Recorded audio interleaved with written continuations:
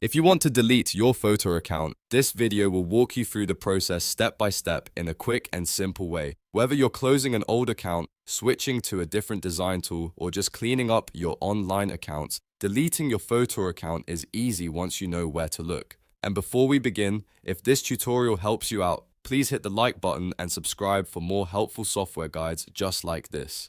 Now let's get started. First, log into your Fotor account and make sure you're on the main dashboard. Once you're in, look to the top right corner of the screen and click on your profile icon. This will open a drop-down menu with a few account options. From that menu, click Settings. This will take you into your account settings page, where you can manage your personal details and account preferences. On the settings page, scroll all the way down until you find the Delete Account section. This is usually located near the bottom of the page, so take your time and look carefully if you don't see it right away. Once you find it, click Delete.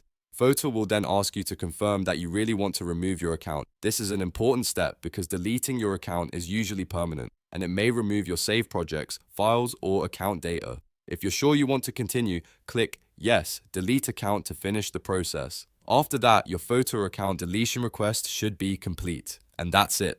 You've now deleted your Fotor account successfully. If this video helped, make sure to give it a thumbs up, subscribe to the channel, and turn on notifications so you don't miss the next tutorial. Thanks for watching, and I'll see you in the next one.